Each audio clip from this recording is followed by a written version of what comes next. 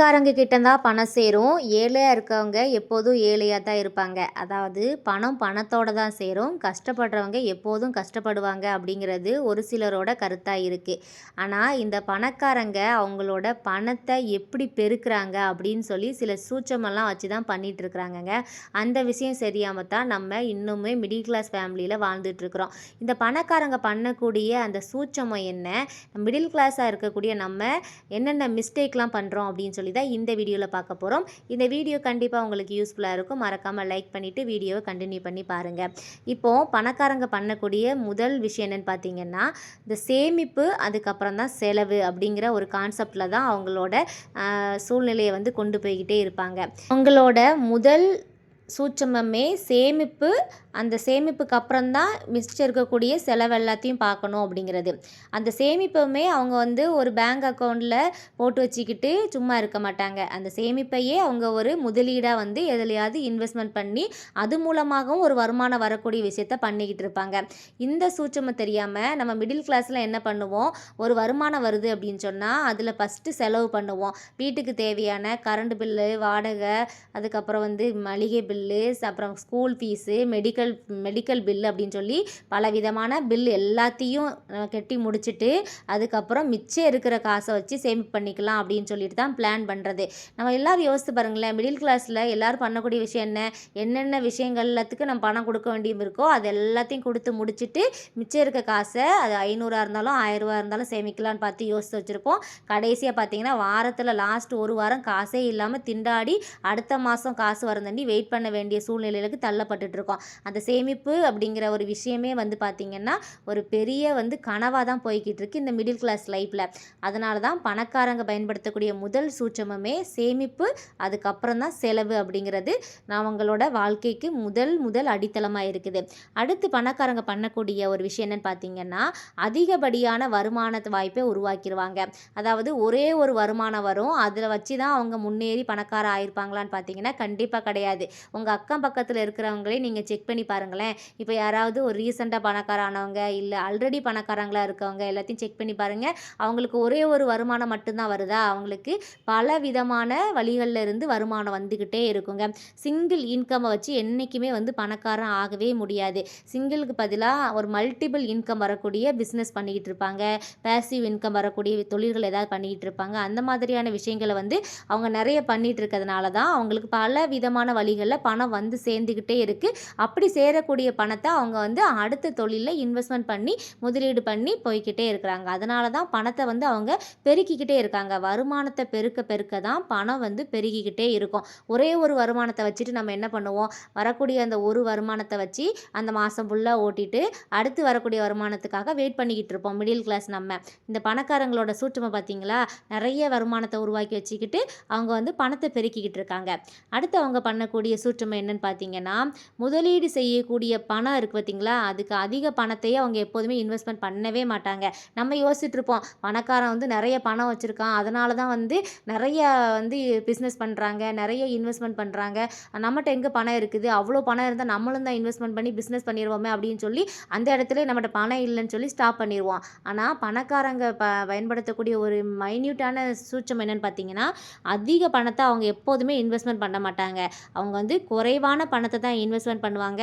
அதே டைமில் அவங்க அதை லாங் டேர்ம் இன்வெஸ்ட்மெண்ட்டாக பண்ணுவாங்க. இப்போது ஒரு குறைவான பணத்தை நம்ம அதிக காலத்துக்கு லாங் டேர்மாக இன்வெஸ்ட்மெண்ட் பண்ணும்போது அதுக்கு வரக்கூடிய ப்ராஃபிட் வந்து பார்த்திங்க அப்படின்னு சொன்னால் ரொம்ப அதிகமாக இருக்கும். அதன் மூலமாக தான் அவங்க வந்து எப்போதுமே பணக்காரங்களாக இருந்துக்கிட்டே இருக்காங்க. அதாவது நிதானமாக வந்து வெயிட் பண்ணிக்கிட்டு இருப்பாங்க.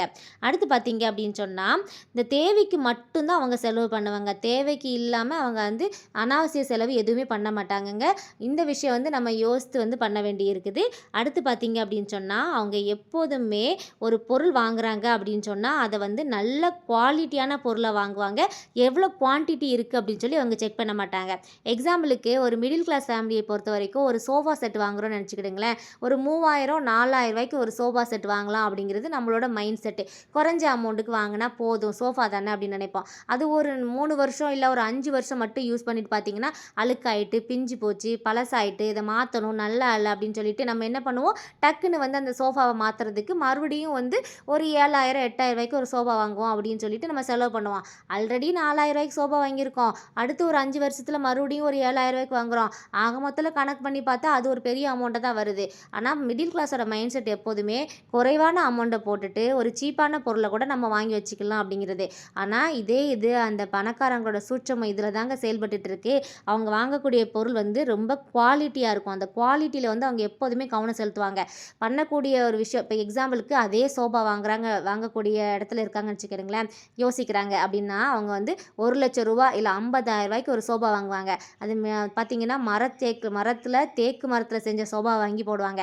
அந்த சோஃபா வந்து பார்த்தீங்கன்னா தலைமுறைக்கும் அது வந்து எந்த ஒரு டேமேஜும் ஆகாது, பழசும் ஆகாது. அந்த மாதிரி ஒரு இன்வெஸ்ட்மெண்ட் பண்ணி ஒரு பொருள் வாங்குறாங்களோ அந்த பொருள் வந்து பார்த்தீங்கன்னா குவாலிட்டியில் வந்து ரொம்ப கவனமாக வந்து வாங்குவாங்க.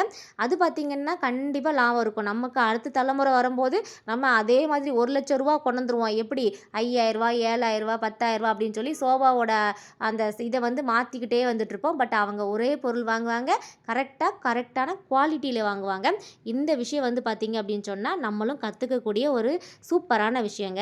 அடுத்து பார்த்தீங்க அப்படின்னு சொன்னால் பணக்காரங்க எப்போதுமே நேர்மறையான அணுகுமுறையை தான் யூஸ் பண்ணுவாங்க. என்னால் முடியும், என்னால் இது செய்ய முடியும், இது செஞ்சால் இது சரியாக வரும் அப்படின்னு சொல்லி நம்புவாங்க. இந்த மிடில் கிளாஸில் இருக்கக்கூடிய பெரிய பிரச்சனைன்னு சொன்னால் எப்போ பார்த்தாலும் எதிர்மறை தாட்டு.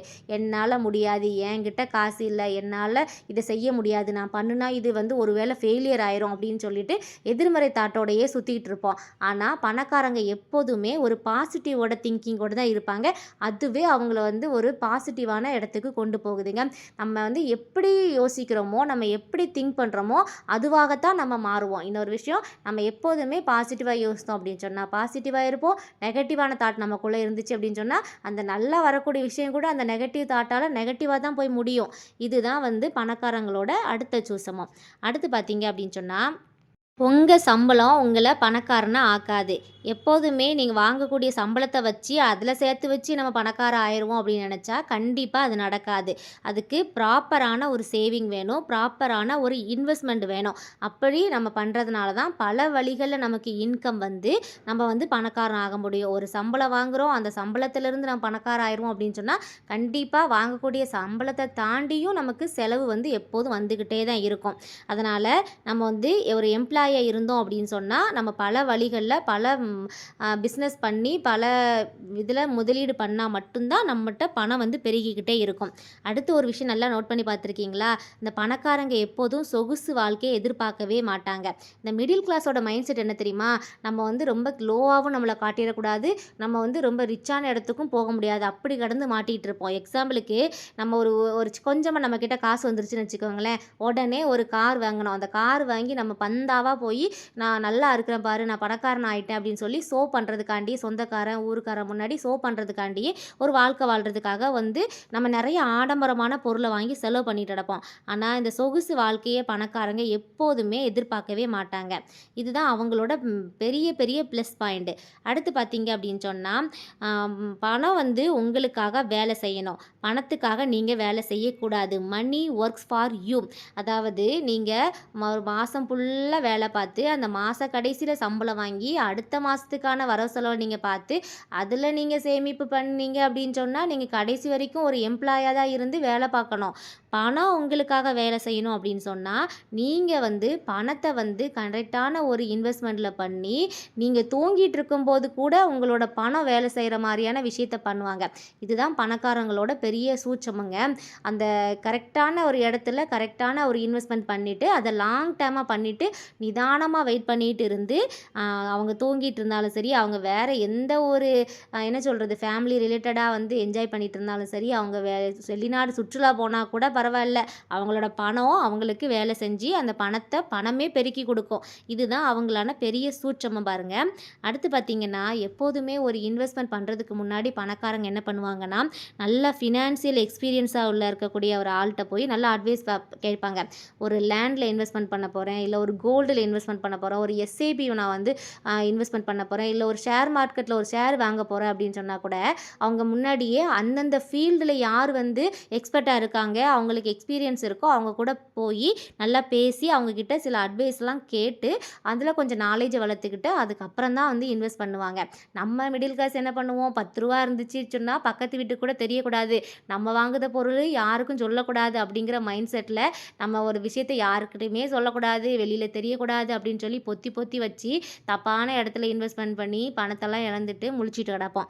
இதுதான் வந்து பிக்கெஸ்ட் மிஸ்டேக்கு. அடுத்து பார்த்திங்கன்னா பணக்காரங்க இந்த பணத்தை எப்படி உருவாக்கணும், பணத்தை எப்படி கையாளணும், பணம் எப்படி பணத்தை வந்து பெருக்கும் அப்படின்னு சொல்லி நிறைய விதமான பணம் சார்ந்த ஃபினான்சியல் சார்ந்த புத்தகங்கள் வாங்கி நிறைய படிப்பாங்கங்க. அது மூலமாக அவங்களோட நாலேஜை நிறைய பெருக்கிப்பாங்க. இந்த மாதிரி தான் பார்த்தீங்க அப்படின்னு சொன்னால் அவங்களோட சூட்சமம் எல்லாம் இருந்துக்கிட்டே இருக்குது. எப்போதுமே வந்து பார்த்தீங்க அப்படின்னு சொன்னால் அவங்களோட திங்கிங் எல்லாமே பணம், பிஸ்னஸ்ஸு, இன்வெஸ்ட்மெண்ட்டு அப்படிங்கிற மாதிரி தான் இருக்கும். இதுதான் வந்து அவங்களோட பிக்கெஸ்ட் சூட்சமம். அடுத்து பார்த்தீங்க அப்படின்னு சொன்னால் நம்ம எப்போதும் எம்ப்ளாயாக இருந்தோம் அப்படின்னு சொன்னால் பணக்காரனா ஆகவே முடியாதுங்க. நம்ம எப்போ ஒரு பிஸ்னஸாக நம்ம வந்து எம்ப்ளாயாக இருந்தால் கூட நான் ஒரு வேலை பார்த்துட்ருக்கேன், அது போக எனக்கு இன்னொரு சோர்ஸ், எனக்கு இன்னொரு அந்த முதலீடு வந்து நான் பண்ணியிருக்கேன், அது மூலமாக எனக்கு பணம் வருது அப்படின்னு சொன்னால் மட்டும்தான் நம்மளால் பணக்காரனா ஆகவே முடியும். இதுதான் ஒரு முக்கியமான விஷயமே. இப்போது இன்னொரு விஷயம் நம்ம நல்லா நோட் பண்ணி பார்த்துருக்கீங்களா, பணக்காரங்க எல்லாருமே ஹெல்த் இன்சூரன்ஸு, அப்புறம் ஃபினான்சியல் இன்சூரன்ஸு, அவங்க வாங்கக்கூடிய எல்லா பொருளுக்குமே இன்சூரன்ஸ் போட்டு வைப்பாங்க. இப்போ நம்ம மிடில் கிளாஸ்லாம் அதை பார்த்துட்டு என்ன தெரியுமா சொல்லுவோம், அவன் ஊர் முதல்ல அடித்து பணம் சம்பாதிச்சு வச்சுருக்கான், அவனுக்கு ஒரு இன்கமாக வருது, நிறைய அங்கிட்டு இங்கிட்டுன்னு எங்கெல்லாமோ கொள்ளை அடிக்கிறான், அதனால் அவனுக்கு பல நோய் வரும், அதனால தான் அவன் இன்சூரன்ஸ் போட்டிருக்கான், நம்ம நல்ல மனசுக்கு எந்த நோயும் வராது அப்படின்னு சொல்லுவான். இப்போ உள்ள காலத்தில் நோய் அப்படிங்கிறது யாருக்கு வேணாலும் வருது. பச்சை குழந்தையிலிருந்து வயசான தாத்தா பாட்டி வரைக்கும் நோய் வருதுங்க. அந்த மாதிரியான உலகத்தில் வாழ்ந்துட்டு இருக்கோம். அதனால் அந்த பணக்காரங்க வந்து பண்ணக்கூடிய அந்த ஹெல்த் இன்சூரன்ஸு, ஃபினான்ஷியல் இன்சூரன்ஸ் வந்து பார்த்திங்கன்னா அவங்களுக்கு கண்டிப்பாக வந்து உதவும். அவங்க எப்போதுமே வந்து பார்த்திங்க அப்படின்னு சொன்னால் இன்சூரன்ஸ் போடுறதுனால ஃப்யூச்சர் நோக்கி அவங்க வந்து யோசிச்சுட்ருக்காங்க. நம்ம வந்து என்ன நினைக்கிறோம், நம்ம யாருக்கு என்ன கெடுதல் பண்ணியிருக்கோம், நமக்கு எதுவும் வராது அப்படிங்கிற ஒரு மைண்ட் செட்டில் வாழ்ந்துட்டுருக்குறோங்க. அதனால் வந்து பார்த்திங்கன்னா நம்ம இன்னைய பொழுது இன்னைய நாளுக்காக வாழ்ந்துட்டுருக்கோம். ஃப்யூச்சரை நோக்கி நம்ம வாழ ஆரம்பித்தாதான் நம்ம வந்து பணத்தை வந்து கையாள முடியும், பணத்தை வந்து பெருக்க முடியும். இன்னொரு விஷயம், பணத்தை நம்மக்கிட்ட தக்க வச்சிக்க முடியும். அடுத்து பார்த்தீங்க அப்படின்னு சொன்னால் பணக்காரங்க பண்ணக்கூடியது இந்த பட்ஜெட் போட்டு எப்போதுமே வந்து அது குடும்ப வர செலவாக இருக்கட்டும், அவங்களோட பிஸ்னஸ் வர செலவாக இருக்கட்டும், இல்லை ஒரு பார்ட்னர்ஷிப் பண்ணுறதா இருக்கட்டும், எல்லாமே பட்ஜெட் போட்டு தான் அவங்க வந்து ஒரு ஒரு இன்வெஸ்ட்மெண்ட்டாக இருக்கட்டும், ஒரு செலவாக இருந்தாலும் செய்வாங்க. இப்போது நான் சிம்பிளாக சொல்கிறேங்க, ஒரு குடும்பத்தை ரன் பண்ணுறதுக்கு ஒரு இல்லத்தரசியாக நம்மலாம் எப்படி பட்ஜெட் போடணும், சமையல் அறையிலேயே நம்மளால் எப்படி 10,000 ரூபா மிச்சப்படுத்தி மாதத்துக்கு கையில் வந்து பணத்தை கொண்டு வரணும் அப்படின்னு சொல்லி நான் நிறைய வீடியோ வந்து அப்லோட் பண்ணியிருக்கேன். மறக்காமல் விசிட் பண்ணி பாருங்கள், கண்டிப்பாக யூஸ்ஃபுல்லாக இருக்கும். இங்கேருந்தான் ஃபஸ்ட்டு நம்ம ஆரம்பிக்கக்கூடிய விஷயம் எங்கே தெரியுமா இருக்கணும், பணத்தை எப்படி நம்ம பட்ஜெட் போட்டு செலவு பண்ணுறோம் அப்படிங்கிறதுல தான் நம்மளோட ஃப்யூச்சரை நோக்கி இருக்கக்கூடிய அந்த விஷயம். அந்த சூட்சமத்தை முதல்ல நம்ம கற்றுக்கிடணும். பார்த்துட்டு இருக்கக்கூடிய இல்லத்தரசிகள் வந்து இந்த வீடியோவை வந்து நல்லா சேவ் பண்ணி வச்சுக்கிடுங்க. அடுத்து வந்து நம்ம சேனலில் நிறைய வீடியோஸ் வந்து நான் அப்லோட் பண்ணியிருக்கிறேன். எப்படி பட்ஜெட் போடணும், மந்த்லி வந்து எப்படி வந்து பணத்தை வந்து சேமிக்கணும் அப்படின்னு சொல்லி நிறைய வீடியோஸ் அப்லோட் பண்ணியிருக்கேன். அதையும் செக் பண்ணிக்கோங்க.